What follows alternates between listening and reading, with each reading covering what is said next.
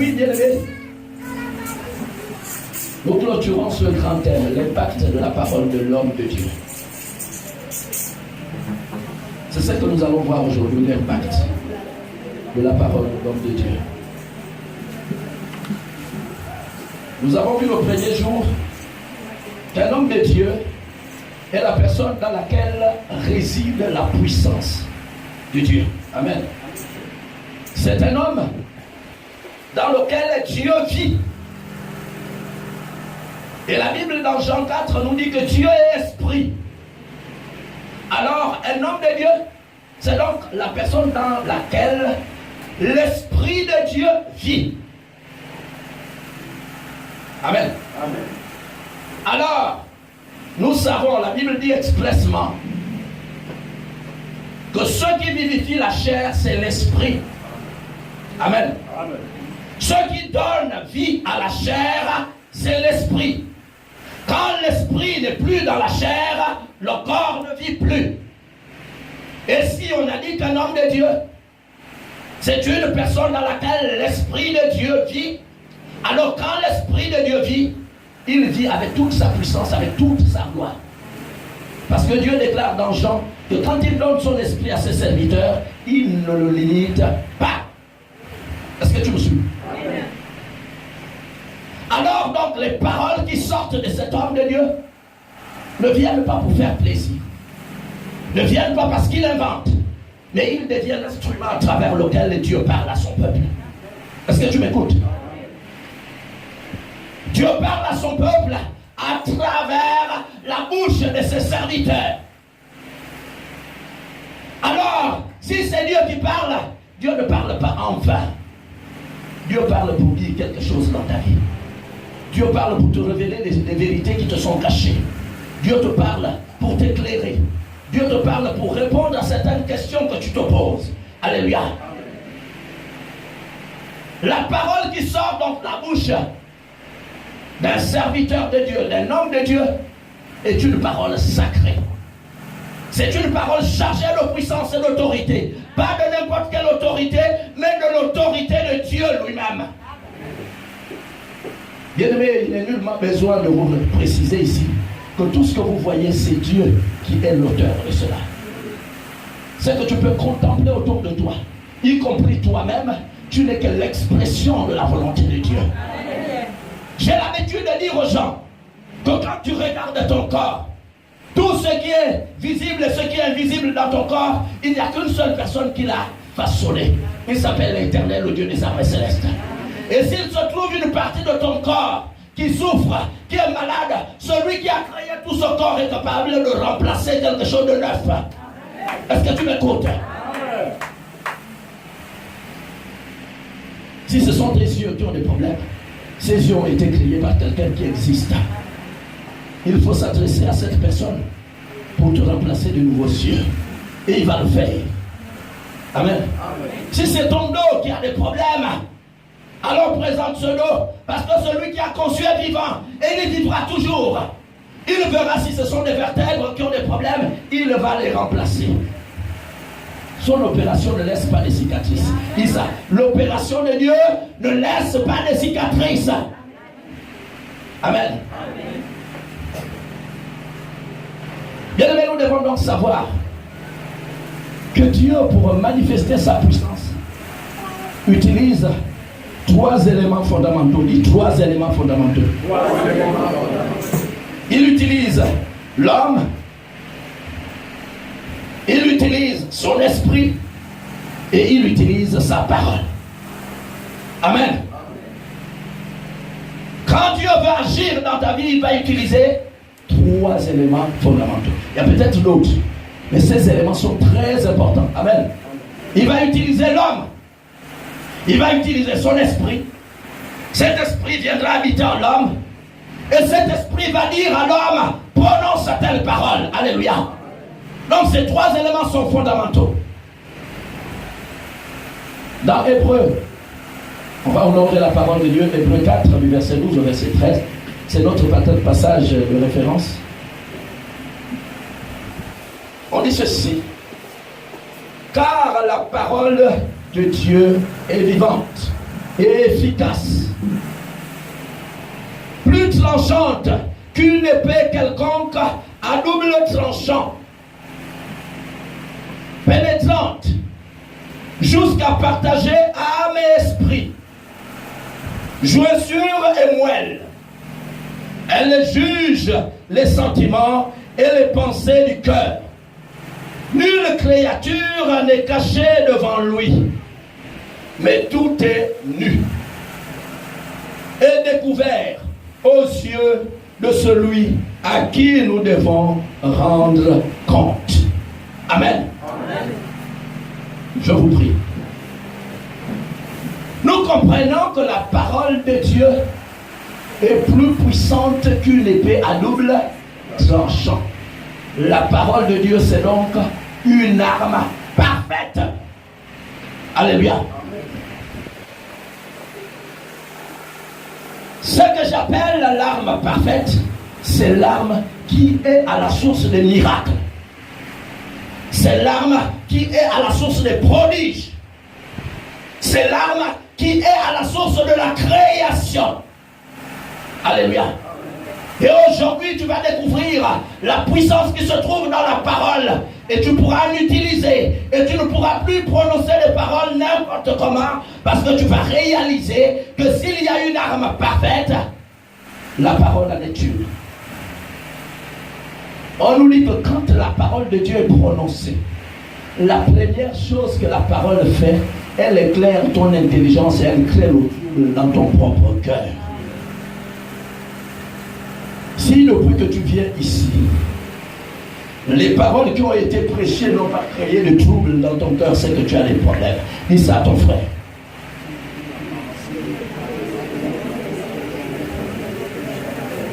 Parce que la parole, elle doit créer le trouble dans ton cœur. Elle est une épée que Dieu envoie pour fendre, pour montrer que si tu as des problèmes, ne t'en prends pas au sorcier parce que j'ai placé le sorcier sous tes pieds. Ne t'en prends pas au diable parce que tu es plus fort que le diable. Mais le problème, c'est que c'est toi. Le diable n'est pas plus fort que toi. Regarde ton frère. Dis que tu es à l'image, à la ressemblance de Dieu. Celui qui est à l'image et à la ressemblance de Dieu est donc capable de faire des choses que Dieu fait. Et ce qui signifie que le diable est sous ses pieds. Parce que Dieu n'a pas combattu le diable. C'est l'ange. Il a envoyé un ange pour combattre le diable, pour le propulser sur terre. Tu es plus fort que le diable. Est-ce que tu réalises ça? Tu es 1000 fois, peut-être 1 milliard de fois, peut-être 10 milliards, peut-être 1000 milliards fois plus fort que le diable. Plus fort que les pratiques de sorcellerie et de vampirisme. Qu'est-ce qui t'accable donc? Amen. Qu'est-ce qui t'accable donc? Pourquoi tu ne dors pas en paix? Pourquoi tu ne marches pas en paix? Pourquoi ton visage ne rayonne pas de joie? Une personne à qui on a donné le pouvoir de façonner le monde, de marcher sur toute la puissance de l'ennemi, cette personne peut-elle encore être triste? Y a-t-il une puissance qui soit au-dessus de ça? C'est que tu désires, la nature l'exécute. Parce que tu es fait à l'image, à la ressemblance de Dieu. Il n'y a pas plusieurs créatures, il n'y a que l'homme qui est fait à l'image, à la ressemblance de Dieu. Ce privilège, Dieu l'a réservé uniquement pour toi, afin que tu deviennes un Dieu. Est-ce que tu me suis? Et tu es un Dieu. Moi, je m'appelle prophète Tati Mavon. Mes enfants s'appellent Tati. Les enfants de Dieu doivent s'appeler comment? Dieu. Celui qui est né d'esprit. Et donc s'appelle Dieu. C'est pourquoi ceux qui sont nés du Saint-Esprit, on les appelle saints. On vous appelle l'assemblée de saints parce que vous êtes nés du Saint-Esprit. Est-ce que tu me suis? Amen. Celui qui est né du Saint-Esprit porte les marques de son Père. Avant qu'on ne parle de l'impact de la parole, il faut que tu comprennes que Dieu est puissant. Il est tout puissant. Amen. Lorsqu'un enfant va naître, on ne se pose jamais la question est-ce que l'enfant ressemble à la mère. On essaie de voir est-ce que l'enfant ressemble au père. C'est pourquoi la Bible ne pose pas la question de l'Église qui est la mère, mais Dieu parle de la ressemblance au Père. On essaie de voir, est-ce qu'il a les doigts du Père? Est-ce qu'il a l'autorité du Père? Est-ce qu'il a le caractère du Père? Parce que c'est le Père qui donne la semence. Et la semence que nous avons reçue, c'est la semence du Saint-Esprit. Nous devons donc manifester le caractère du Saint-Esprit. Est-ce que tu me suis? C'est étonnant. Et même le ciel est étonné. Il dit, Dieu dit, oh quel monde. Il y a quelque chose qui me dépasse. Quand je regarde la terre, je vois que les rois sont à pied et les esclaves sur les chevaux. Amen. Et c'est ce qui se passe dans l'église de Dieu. Quand Dieu nous regarde du ciel, il dit, bon sang, j'ai fait l'homme à mon image, à ma ressemblance. C'est un pauvre diable qui peut le maltraiter. C'est un pauvre démon. Mais pourquoi cela? C'est parce que le peuple de Dieu se laisse distraire. Il distraire. Dans Galates 4, à partir du premier verset jusqu'au verset 3, on dit aussi longtemps que l'héritier est enfant, il ne diffère en rien de l'esclave. Il se laisse toujours malmener, manipuler, tromper.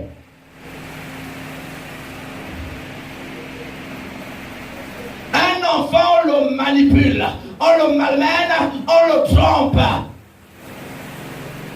Le peuple de Dieu refuse la connaissance.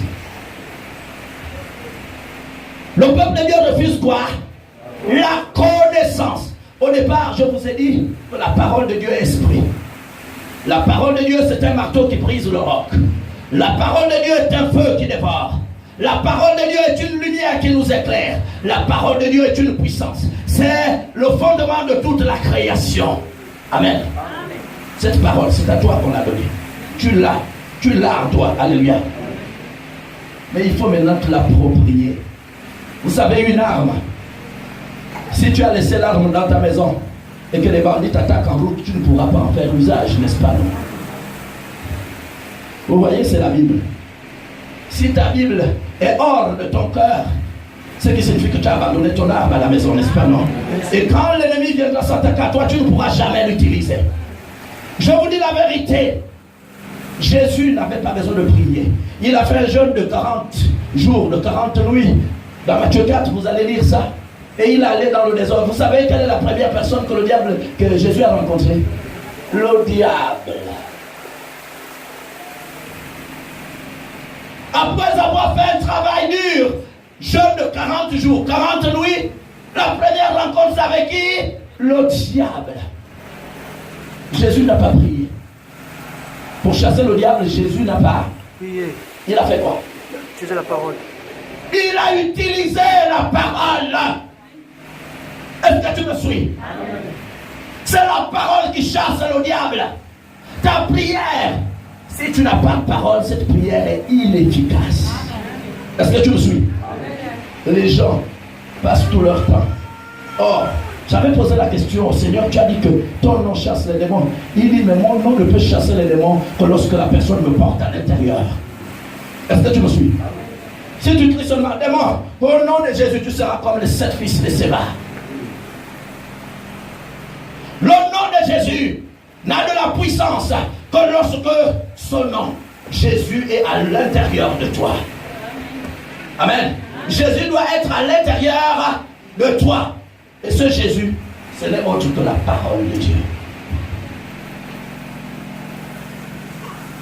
La Bible déclare que la nature ne vous enseigne-t-elle pas?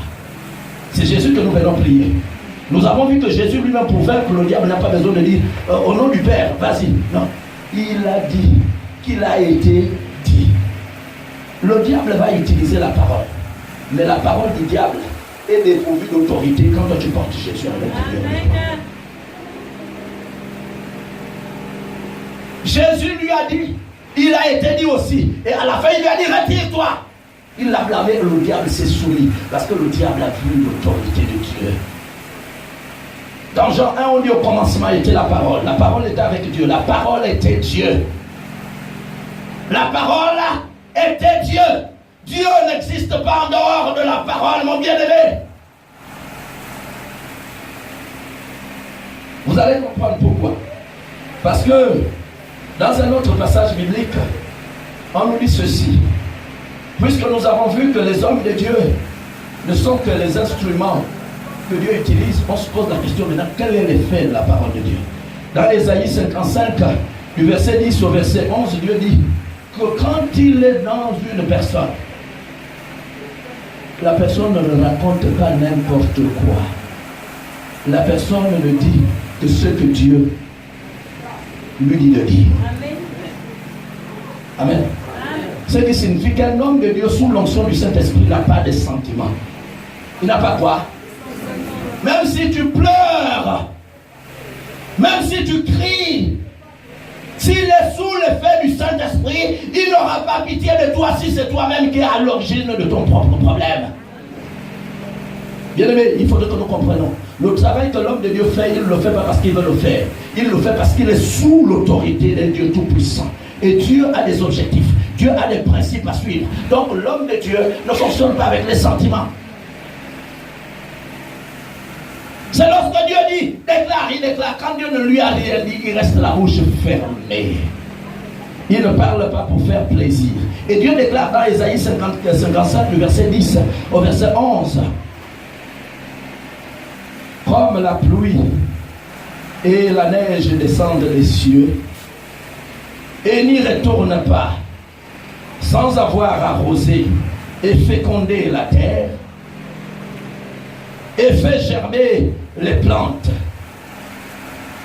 sans avoir donné de la sémence au semeur et du pain à celui qui mange, ainsi en est-il de ma parole qui sort de ma bouche.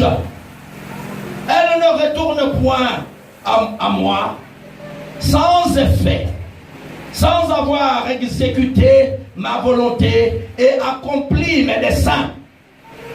Si tu n'as pas compris, Dieu veut dire ceci, que quand Dieu fait tomber la neige, quand Dieu fait tomber la pluie, ce n'est pas un hasard. L'objectif de Dieu, c'est, en faisant tomber la neige et la pluie, c'est de venir féconder la terre. C'est de faire en sorte que la terre puisse sortir de la sémence, que les arbres puissent pousser afin de nourrir les hommes. De la même manière, la parole de Dieu n'est pas libérée par hasard. Quand il libère sa parole, c'est pour atteindre un objectif. C'est pour bénir, c'est pour délivrer, c'est pour restaurer, mais c'est aussi pour maudire, pour détruire, pour anéantir. Amen. Dieu ne libère pas sa parole par hasard. Il n'est pas un Dieu de hasard. Ce que tu penses être un hasard, c'est quelque chose de parfaitement fait. C'est quelque chose de parfaitement organisé. Même si toi, tu ne sais pas là où tu vas, mais Dieu sait là où tu vas. Alléluia.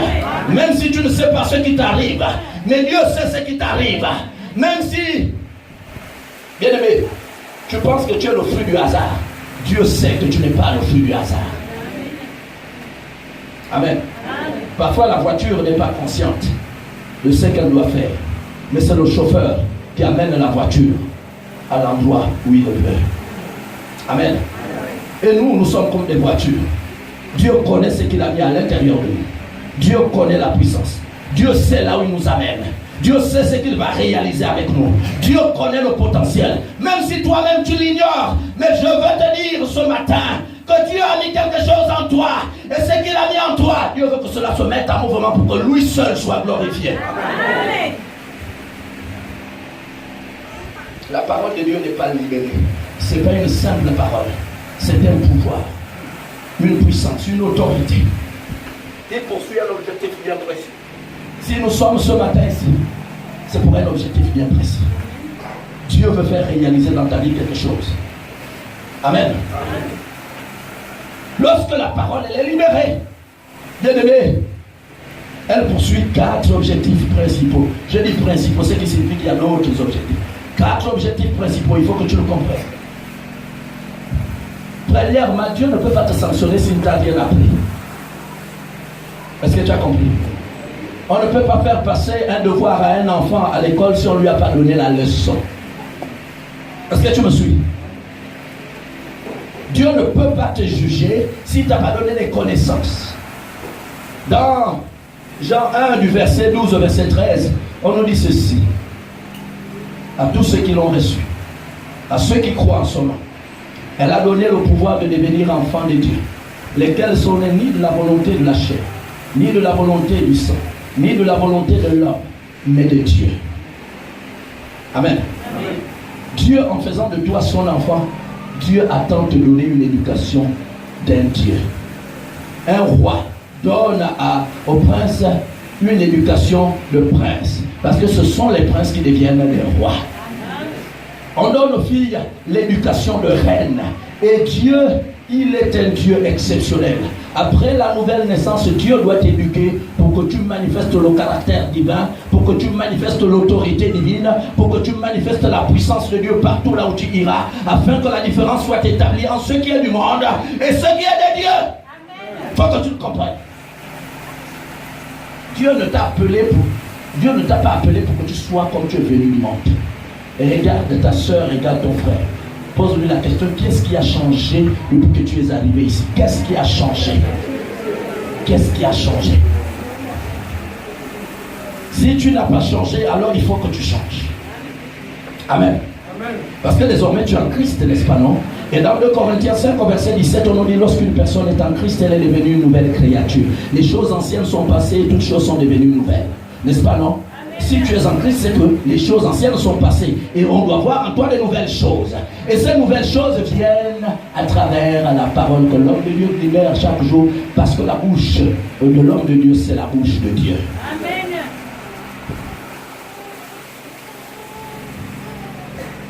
Ne va pas chercher le changement d'abord chez l'autre. Vous savez ce qui est bizarre chez les hommes? C'est qu'ils cherchent le changement chez qui? Comme on le déclare dans Matthieu 7. Et regardons, la sœur là n'a pas changé. Non, regarde-toi d'abord toi-même. Tu n'es pas venu pour la sœur ni le frère. Regarde-toi toi-même. On dit dans Matthieu 7, je crois à partir du verset 2, que hypocrite, avant de regarder le morceau de paille qui se trouve dans l'œil de l'autre, enlève d'abord la poutre qui se trouve dans ton œil. Parce que tout homme sensé, si on nous met à tous les choses dans les yeux, tu ne vas pas d'abord chercher à enlever ce qui est dans l'œil de l'autre. Comment tu feras pour voir ce qui est dans l'œil de l'autre? On vient ici pour se préoccuper de son changement. L'une des choses qui fait en sorte que ta vie n'a pas changé, c'est parce que tu n'as pas le courage de te regarder. Les yeux ont été d'abord donnés pour te regarder d'abord à toi-même et voir que tu es suffisamment propre et que tu es à l'image, à la ressemblance de Dieu. Si tu viens maintenant ici pour te regarder, et ce que tu ne vois pas bien, il y a un miroir. Le miroir s'appelle... C'est pourquoi les femmes aiment rester à côté des miroirs. Je veux que les femmes ici, vous restez maintenant à côté du miroir spirituel. Ça s'appelle la Bible. Tu dois regarder tes réactions, ton langage, ta façon de te comporter. Est-ce que c'est conforme? Est-ce que tu es suffisamment propre pour attirer la gloire et la présence de Dieu?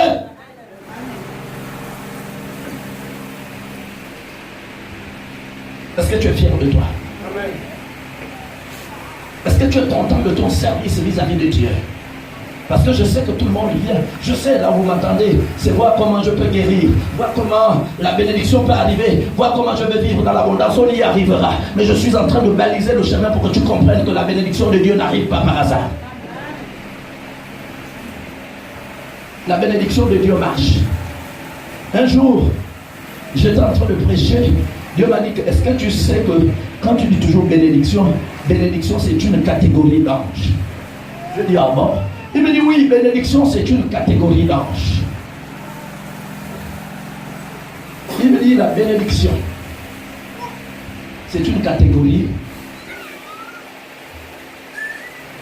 Elle n'apporte les choses que là il trouve que tu es en harmonie avec la parole de Dieu. C'est pourquoi il dit dans Deutéronome que la bénédiction te poursuivra. Il dit que tu n'as pas entendu, il dit la bénédiction te poursuivra.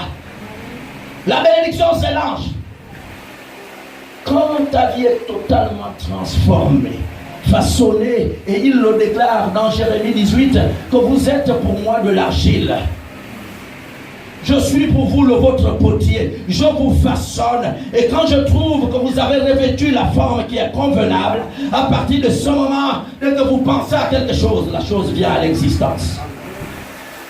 Est-ce que tu es en communion? Dis-moi d'abord, quelle est ta préoccupation du jour? Je suis sûr que ta préoccupation, ce n'est pas plaire au Seigneur.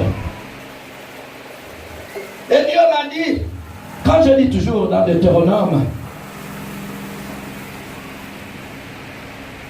que tu seras la tête et jamais la queue, que tu seras en haut et jamais en bas.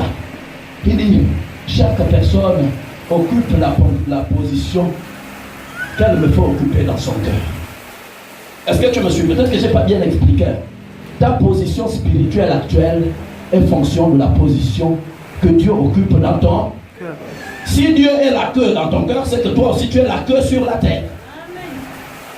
Si Dieu est au milieu, c'est qui signifie que tu es au milieu. Si Dieu occupe la première position, Dieu t'élève aussi. C'est toi qui décides de la position que tu vas occuper en positionnant Dieu dans ton cœur.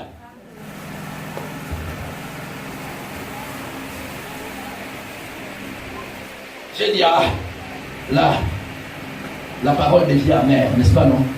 Il y en a, quand ils bouffent, dans la bouche c'est sucré, mais quand on y entre, ça commence à devenir. Décidez de ce que vous êtes vous-même. On appelle ça la loi de la correspondance. Tu décides ce que tu es toi-même. Quelqu'un qui meurt de faim, personne ne lui dit de mourir de faim quand les autres vont faire des plantations. C'est sa propre paresse qui lui dit ne fais pas la plantation et attends de demander demain. Amen. Quand tu n'es pas handicapé, alors si tu veux mourir de faim, c'est que toi-même tu as décidé de mourir de faim. Pendant que les autres vont au champ, toi tu dis je vais jouer au choc. Je veux jouer, je ne sais pas où. Je vais papoter avec mes amis. Mais quand la fin arrive, c'est là où la différence se fait. C'est toi qui décides de ce que tu fais de ta vie. Quelles sont tes priorités? Et dans tes priorités, alors tu vas récolter ce que tu as décidé toi-même de faire de ta vie. Dieu t'a tout donné et il a mis à l'intérieur de toi. La preuve c'est que tu es fait à son image et à sa ressemblance. Les parents envoient tous les enfants à l'école. Tous les jours, chacun avec son côté.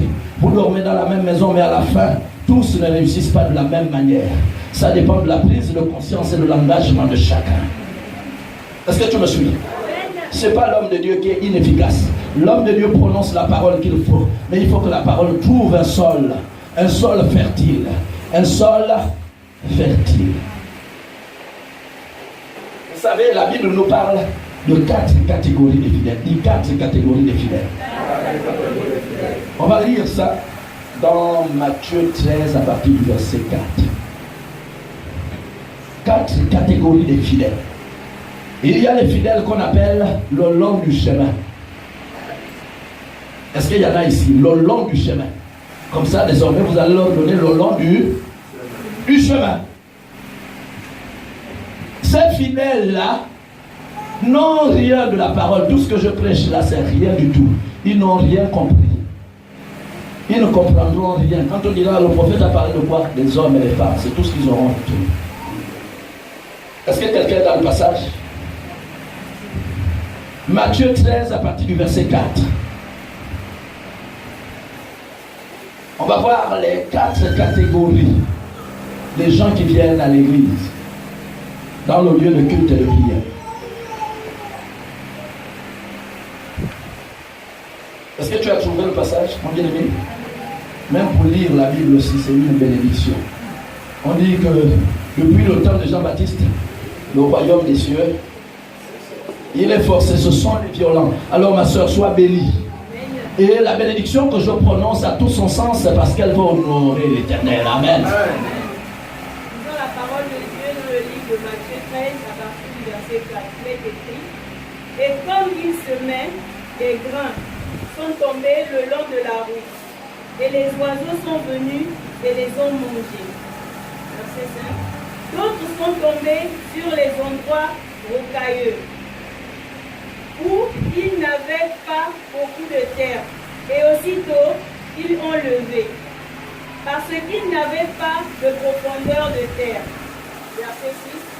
Mais quand le soleil s'est levé, ils ont été brûlés, et parce qu'ils n'avaient pas de racines, ils se sont desséchés. Verset 7. D'autres encore sont tombés parmi les épines, et les épines ont monté et les ont étouffés. D'autres, enfin, sont tombés sur la belle terre, et ils donnaient du fruit. Celui-ci, 100 fois autant, celui-là, 60, l'autre, 30. Que celui qui a des oreilles écoute. Amen. Nous avons tous écouté, vous pouvez voir après Jésus donne l'explication de la parabole. Nous devons savoir qu'il y a des gens qui viennent ici, pas pour recevoir Dieu, mais pour leurs soucis. Il y en a qui viennent pour le mariage, il y en a qui viennent pour la promotion là-bas, il y en a qui viennent parce que la vie ça ne marche pas.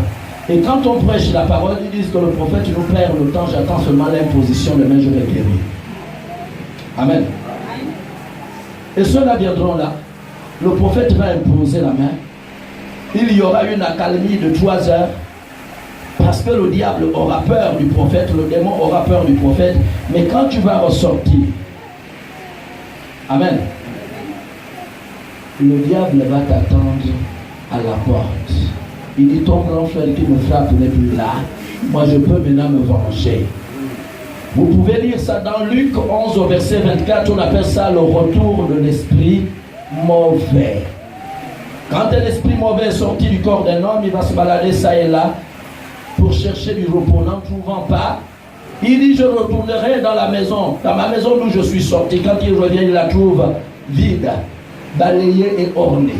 Il se dit, pour que le grand frère ne vienne plus me bastonner, je m'en vais chercher mes grands frères, 7 plus forts que moi, et les 8 viennent s'installer, et la condition de cette personne est grave, plus grave que la première.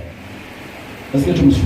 Amen. Le fait que tu viennes dans le lieu de culte et de prière, qu'on t'impose les mains, que le mal de tête disparaisse. Si tu ne loges pas le grand frère des grands frères, la parole de Dieu à l'intérieur de toi, l'esprit impur va revenir. S'il trouve que c'est vide, il va ramener et ta situation va se dégrader.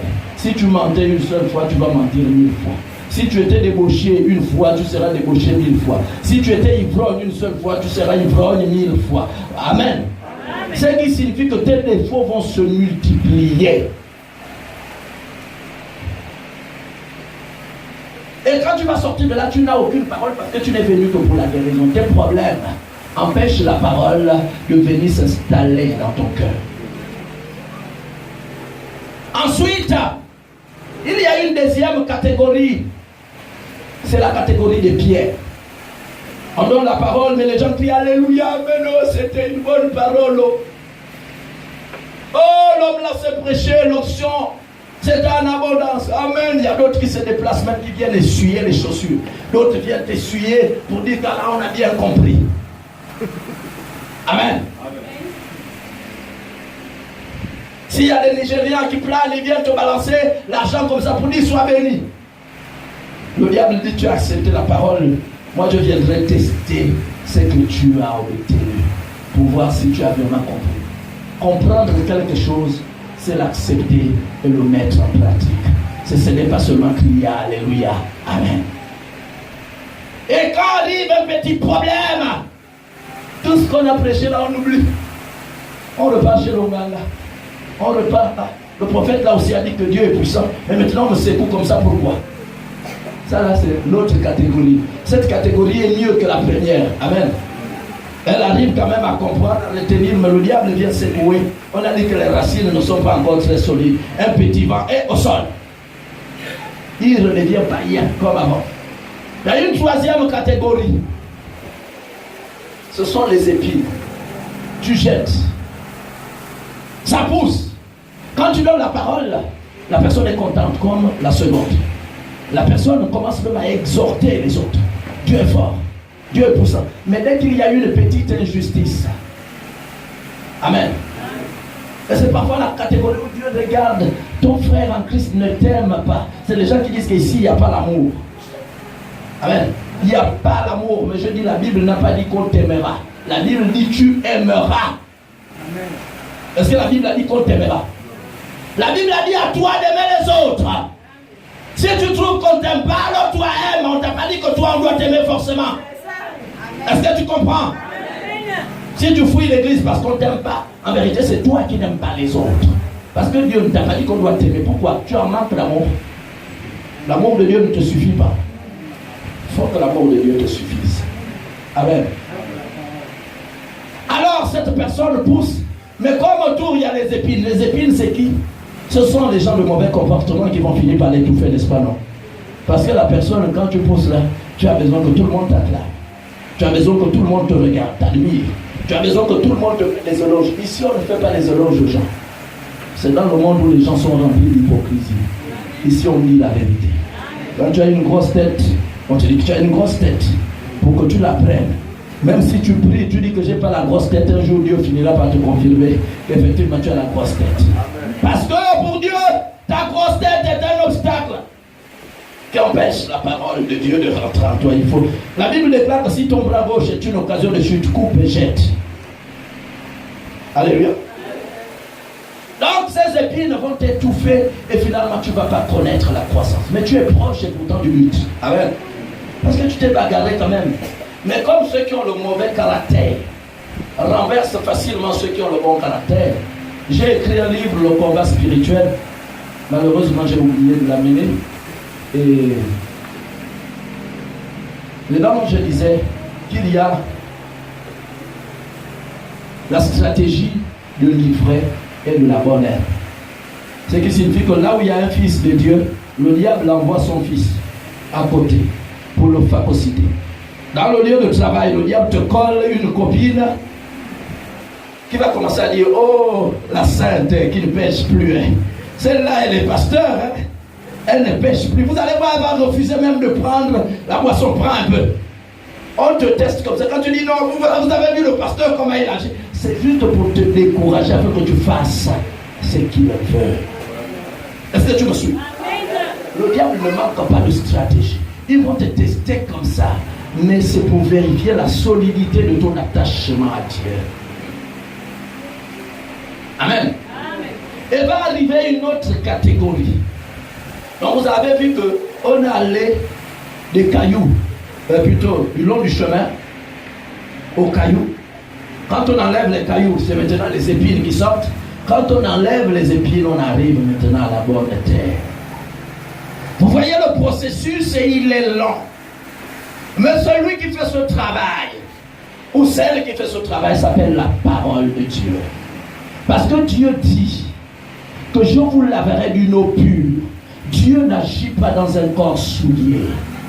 Dieu doit te laver, Dieu doit te balayer, Dieu doit te façonner, Dieu doit te tailler. Et pendant ce processus, tu iras d'humiliation en humiliation. Parce que Dieu dit dans Naoum que je vais t'humilier moi-même afin que personne d'autre ne puisse t'humilier. Je veux te briser moi-même afin que personne d'autre ne puisse te briser. Je veux te façonner moi-même. Je veux te tailler. Peut-être que vous ne réalisez pas ce que Dieu fait. Pour que Dieu... Donc, le premier impact, c'est que Dieu doit te tailler. Dieu doit te briser. Dieu doit t'humilier. Dieu doit te façonner. Amen. C'est ça le premier impact. Ce qui signifie que les douleurs que tu as là, ce n'est pas le diable qui fait ça. C'est Dieu lui-même. Ce sont les prémices pour l'accouchement. Parce que les chrétiens, toute chose, c'est le diable. Tu vois un cafard, le feu. Tu vois un rat, oh, il y a maintenant trop de rats chez moi. C'est le diable. Tout, c'est pas le diable. Le diable n'est pas aussi fort que ça. Amen. La deuxième chose, nous avons vu que la parole de Dieu, 4 étapes. La première, c'est Dieu doit te dire comment lui il fonctionne. Amen. Il doit t'enseigner. La première chose que la parole fait, c'est de t'enseigner qui est ce Dieu. De la même manière, l'enfant grandit à côté de son père et découvre son père. Tu viens de naître de nouveau, il faut que tu découvres le mode de fonctionnement de Dieu. Si tu ne connais pas le mode de fonctionnement de Dieu, mais tu vas dans tous les sens. Amen. Pourquoi Parce que Dieu sait qu'à travers Adam et Ève, nous sommes héritiers du péché originel. Or, il déclare dans Ésaïe 59 que non, ma main n'est pas trop courte pour te sauver, ni mon oreille trop dure pour entendre, mais ce sont vos péchés qui mettent une barrière entre vous et moi. Quand tu as le péché en toi, la puissance de Dieu ne peut pas agir en ta faveur. Amen. Amen. Donc Dieu va d'abord nous enseigner en disant que si tu es dans telle condition, ça ne sert à rien de me prier, je ne vais pas agir. Quand tu es dans telle position, ça ne sert à rien, je ne vais pas. Ce n'est pas l'homme de Dieu qui est impuissant, mais il y a une barrière, je ne peux pas agir. Parce que le péché moi-même, Dieu, j'ai dit que le péché c'est une barrière qui m'empêche d'agir. Les gens vont se poser la question, ce que le péché c'est quoi? Le péché c'est la désobéissance à la volonté de Dieu. Alors c'est trop compliqué. La volonté de Dieu est au-dessus de la simple parole que tu lis. Là tu vas maintenant comprendre l'importance de la présence de l'Esprit Saint. La volonté de Dieu nous est donc transmise par la parole. Mais la parole là est scindée en deux. Il y a la parole dans la Bible, mais il y a la parole inspirée.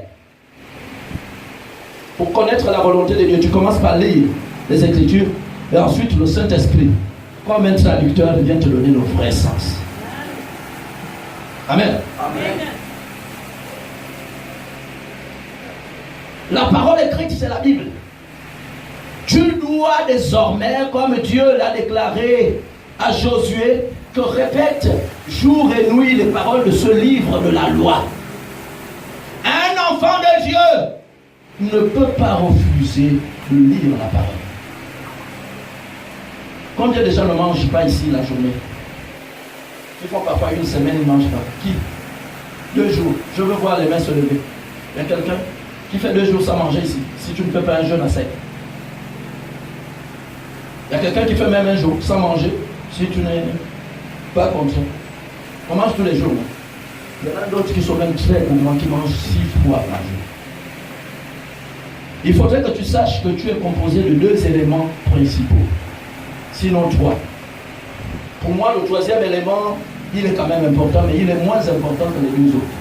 Tu as un esprit qui est un être, et tu as ta chair là, qui est un être. La chair là pour vivre a besoin d'être nourrie. L'esprit aussi pour vivre a besoin d'être nourri. La chair pour être en bon état de santé a besoin d'être entretenue. L'esprit aussi a besoin d'être entretenu. L'esprit se nourrit de la parole. L'esprit se nourrit de quoi? Si c'est une mauvaise parole, c'est de la mauvaise nourriture. Si c'est une bonne parole, c'est de la bonne nourriture. Or, nous savons tous que dans le livre de Romains 10 au verset 17 et Hébreux 11, on nous parle de la foi. Et on nous dit que la foi vient de ce que l'on entend. Amen. Et on nous précise bien que tout ce que nous obtenons, nous l'obtenons à travers la foi. Amen. Est-ce que tu me suis? Amen. Si, malheureusement, tu n'écoutes rien de bon, c'est que ta foi sera une foi morte, comme le dit Jacques. Une foi morte, c'est égal à penser seul, sans action. Mais une foi vivante, c'est égal à penser plus action ferme, conforme à la pensée. Donc le rôle de la parole, bien aimé, ici, c'est de t'enseigner que ton Dieu est capable de tout faire. Si tu ne sais pas que ton Dieu est capable de tout faire, c'est que tu es limité. Et la parole va te dire que comme tu es fait à l'image, à la ressemblance de Dieu, toi aussi tu es capable de tout faire.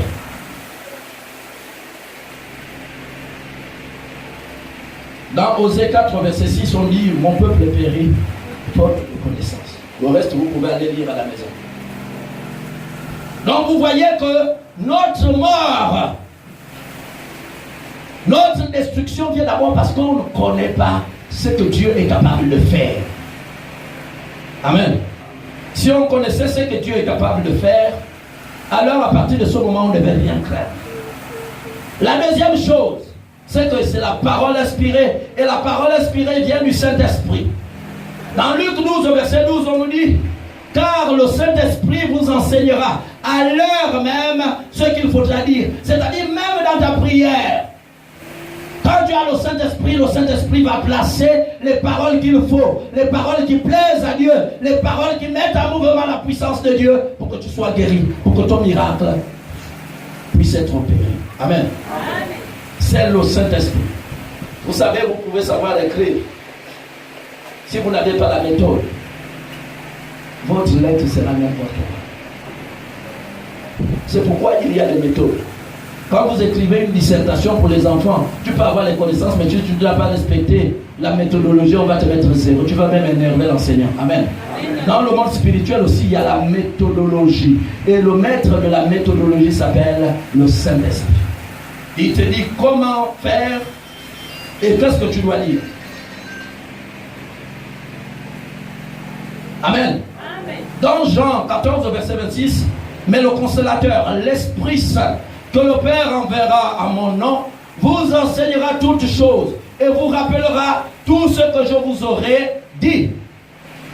Le Saint-Esprit nous enseigne toutes choses. Mais tu ne peux pas recevoir le Saint-Esprit si tu n'as pas encore la parole de Dieu. C'est pas possible. Amen. Maintenant, nous allons voir. Puisqu'on a dit que il faut l'inspiration. Parce que nous ne nous ressemblons pas. Nous n'avons pas tous les mêmes missions. Amen. Vous pouvez avoir tous, vous pouvez être des jumeaux parfaits. Vous avez le même visage, mais vous n'avez pas tous le même degré d'intelligence. Vous n'avez pas tous la même force. Vous n'avez pas tous les mêmes interdits. Vos corps ne réagissent pas de la même manière aux événements. Et c'est pourquoi il faut savoir. On a dit que le péché, c'est la désobéissance à la volonté de Dieu. Or, la volonté de Dieu est classée en 3 grands groupes. Il y a la volonté de Dieu d'abord pour toi, à cause de ta particularité. Il y a la volonté de Dieu pour le groupe, parce que vous êtes tous dans le même ministère. Vous partagez le même groupe. Et il y a la volonté de Dieu pour le monde tout entier. Amen. Ici, dans la Bible, vous allez découvrir toujours la volonté de Dieu pour le monde entier. Mais pas la volonté de Dieu pour le groupe et la volonté de Dieu pour toi seul. La Bible ne va pas parler de toi. Ce que la Bible dit là, c'est ce qui concerne tout le monde. Amen. Mais pour toi, il peut avoir une particularité. Mais comment tu fais pour découvrir cette particularité? Parce que Dieu, en faisant venir chacun de nous, a un plan. Il va dire que celui-là, il va d'abord faire les études. Même s'il cherche une femme, il ne va pas avoir la femme. Il dit, lui là, il va commencer par avoir la femme. Les études viennent après. Celle-là, mais d'abord remonte.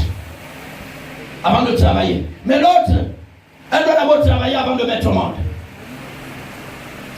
C'est la volonté de Dieu. Et elle est diversifiée comme ça. Quand vous allez vous retrouver, nous les hommes, l'autre a l'enfant. Toi, tu as déjà 23 ans, 24 ans. Ma petite soeur a déjà l'enfant prophète. Je ne connais pas quel est le malheur qui t'arrive. Ce n'est pas le malheur. Toi, tu veux que Dieu rentre dans ta volonté, mais tu as été créé par quelqu'un. Est-ce que tu me suis? Amen. Mais pour comprendre toutes ces choses, alors il faut que tu aies l'Esprit Saint en toi qui va te dire, ne copie pas. C'est pourquoi nous n'avons pas besoin de copier les autres. L'apôtre Paul dit dans Romains 12, que laissez-vous transformer par le... D'abord, il commence de vous conformer pas aux habitudes du siècle présent. Mais laissez-vous transformer par le renouvellement de l'intelligence afin de discerner la volonté de Dieu, ce qui est bon, ce qui est agréable et ce qui est parfait. L'Église fonctionne avec le conformisme. D'ailleurs, le monde fonctionne comme ça. L'autre fait, moi aussi je fais. Amen.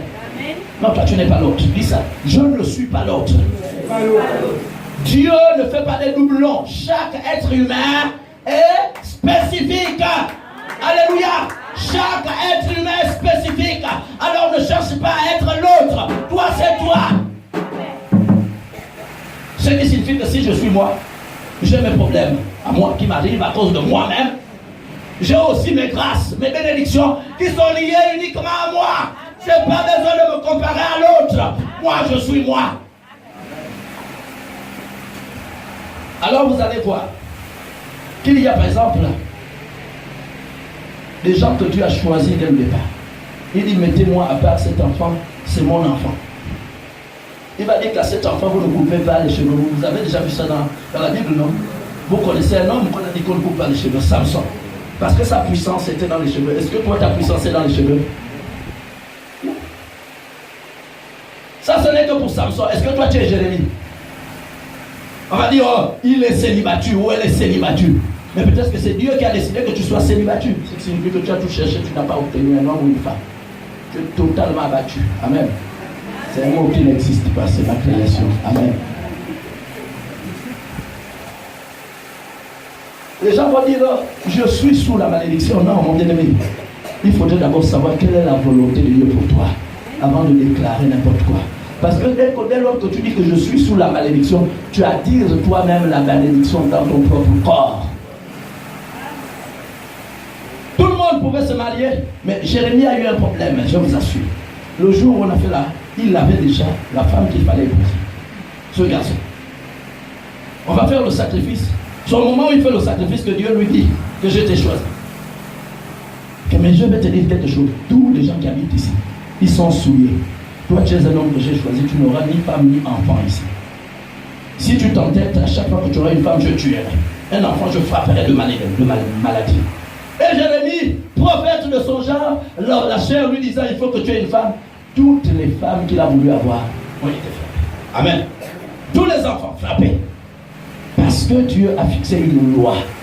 La loi de Dieu ne doit pas se violer. Même moi, le prophète, je ne suis prophète que parce que Dieu m'a donné un mandat.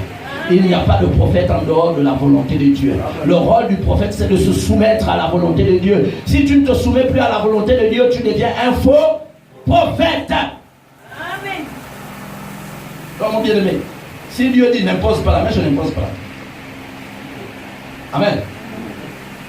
Donc, il y a 3 catégories. Il faut maintenant que tu découvres les 3 catégories. Il y a ce qu'on appelle les péchés individuels qui sont liés à toi parce que tu as désobéi à la volonté de Dieu. Si on a dit cet enfant ne mangera jamais de fruits, une prophétie sort comme ça, et que toi, on t'a révélé que tu ne dois jamais manger les fruits. Si tu manges les fruits, Dieu va te frapper. C'est pourquoi vous voyez, il y a parfois des gens qui ignorent. Quand tu manges quelque chose, ton corps réagit négativement. Tu te dis, qu'est-ce qui m'arrive? Non, peut-être qu'il y a un interdit, mais toi tu ne connais pas. Tu blagues avec. Amen. Quelqu'un d'autre va venir manger le fruit, il sera en bon état de santé, il va même rayonner. Mais parce que pour toi, on a dit, tu ne mangeras pas ça.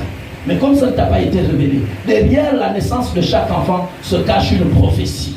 Amen. Derrière la naissance de chaque homme se cache une prophétie. Vous allez voir que Jésus arrive, il y a une prophétie. Jean arrive, il y a une prophétie. Amen. Derrière chaque homme, il y a une prophétie. Et il faut savoir quelle est ta prophétie. Pour savoir quels sont ceux qui peuvent concerner à toi seul. Ce n'est pas parce que l'autre fait que moi je vais faire. Amen. Il faut savoir. Parce que l'autre peut faire et être en bon état de santé. Moi quand je fais. Mais vous êtes ici dans un ministère. Il y a un appel particulier pour votre ministère. Amen. Il y a donc des interdits aussi particuliers qui sont liés à ce ministère. On ne rentre pas dans un ministère sans connaître la vision de l'homme de Dieu. Amen. Parce que si vous êtes des fidèles ici, vous n'êtes pas des fidèles du ministère international de la restauration. Il y a des gens qui commettent des grosses erreurs. Moi je viens ici pour prêcher la parole. Si un homme de Dieu vient ici pour dire, il prêche tellement bien, je vais aller chez lui, c'est que tu n'as rien compris. Dieu ne t'a pas appelé là-bas. Dieu t'a appelé ici. Et ta bénédiction et tes grâces sont liées à ce lieu, avec l'homme de Dieu qui se trouve ici. Il faut que tu l'écoutes une bonne fois pour toutes. Sinon, je ne pense pas que vous le connaissiez avant, n'est-ce pas, non? Comment vous avez fait pour vous connaître? C'est Dieu qui a placé vos chemins, qui a fait en sorte que vous devez vous rencontrer. Désormais, si quelqu'un vient vous manipuler, vous lui dites que vous n'êtes pas un homme de Dieu. Sachez que quand Dieu vous affecte à un endroit, c'est là cet endroit. Et cet homme de Dieu devient une source de bénédiction et de grâce. Pour que moi j'opère le miracle ici, il faut que j'ai son autorisation à venir prêcher. Amen. Amen. Quand j'ai son autorisation, les portes du royaume des cieux s'ouvrent. Et Dieu peut opérer le miracle à travers moi parce que j'ai eu, la porte m'a été ouverte par le berger à qui Dieu a donné l'autorisation de paître son troupeau. Mais le voleur passe par les fenêtres, amen, comme le déclare Jean 10. Et vous, je préfère vous le dire parce que la parole de Dieu, nous avons vu que c'est une lumière. Si un homme de Dieu peut vous bénir, ce n'est qu'à travers lui. Quel que soit ce qu'il est, ce n'est pas nous qui l'avons choisi, ce n'est pas vous qui l'avez choisi, c'est Dieu qui l'a choisi. Et Dieu sait ce qu'il a dit. Donc, votre ministère de bénédiction, c'est ici. Amen. Et ici, vous avez tout. Il n'y a rien que Dieu n'a pas pu pourvoir. Vous aviez tout. De la même manière, une mère porte, un homme porte dans sa sémence des enfants mâles et des enfants femelles. De la même manière, dans son onction, il y a les prophètes, il y a les évangélistes, il y a les pasteurs, il y a les docteurs, il y a tout. Il y a même des footballeurs, il y a des professeurs, il y en a tout. Alléluia. Et Dieu fait qu'à travers son onction, quand il prononce la parole, ton intelligence qui est aveuglée est désormais ouverte. Et quand tu arrives à l'école, tu fais des merveilles. Amen. Alléluia. Amen. La deuxième chose que je voulais vous dire, quand tu regardes un homme de Dieu, ne le regarde pas avec les yeux charnels. Quand tu regardes ton frère, si tu le regardes avec les yeux charnels, regarde-le un peu avec les yeux charnels. Est-ce qu'il te ressemble? Mais pourtant, il te ressemble quand tu le regardes spirituellement. Si tu le regardes spirituellement, tu verras qu'il a le même visage que toi, parce que vous êtes tous faits à l'image, à la ressemblance de Dieu. Bien-aimé, quand tu regardes un homme de Dieu avec les yeux spirituels, tu te mets à genoux et tu bénis le Seigneur. Tu dis, oh Dieu, je te rends de multiples actions de grâce. Il y avait un jour, Élisée, le roi avait envoyé des gens venir s'attaquer à Élisée. Et Gazi était là, il regardait Élisée avec les yeux physiques. Et il a vu les chars venir. Il a dit, mon maître, on est foutu. Élisée lui a dit, ouvre, toi tu as peur. Seigneur, ouvre un peu les yeux de Gazier, tu y vas voir quels sont les gens qui nous gardent. Les autres avaient des chars en bois, mais ceux qui étaient autour d'Élisée, c'était des chars en feu. Ils étaient 10 000 fois beaucoup plus nombreux. Amen. Et puis la paix est revenue dans son cœur. Amen. Amen. Quand tu regardes les choses de Dieu avec la chair, alors, mon bien-aimé, tu peux être rassuré que tu ne verras jamais rien de bon. La désobéissance, elle peut être mondiale. La désobéissance est mondiale lorsqu'on ne respecte pas les principes généraux qui sont dans la Bible. Alléluia. Mais quand il y a la désobéissance, c'est Dieu, qu'est-ce que Dieu fait? Dieu sanctionne. Le rôle du péché, c'est de nous priver de la gloire de Dieu. La parole de Dieu est aussi donnée pour encourager et bénir. Amen. Vous avez vu le cas de Juge, dans Juge 6. Gédéon était là. Les Madianites venaient toujours frapper Gédéon, il priait, il n'y avait rien. Un jour, l'ange apparaît. Il l'appelle vaillant héros. Vous pouvez lire ça dans Juge 6, du verset 12 au verset 13. Il répond. Il faut que je lise ce passage. L'ange de l'Éternel lui apparut et lui dit, l'Éternel est avec toi, vaillant héros. Gédéon lui dit, ah mon Seigneur, si l'Éternel est avec nous, pourquoi toutes ces choses nous arrivent-elles? Où sont tous ces prodiges que nos pères nous racontent? Quand ils disent, l'Éternel nous a-t-il pas fait monter hors d'Égypte? Maintenant, l'Éternel nous abandonne. Il nous livre entre les mains des Madians. Il arrive, ma foi, que la présence de Dieu est là, mais tu pries et il n'y a rien qui change dans ta vie. Amen. On t'impose les mains, rien ne change. Mais pour que tu continues à prier, il faut quelque chose qui vienne te fortifier et qui t'encourage à prier. Je veux te dire ce matin que même si tu pries sur quelque chose et que rien n'arrive, Dieu parle dans Luc 18 qu'on doit insister dans la prière. Garde-le comme un trésor, quoi qu'on dise.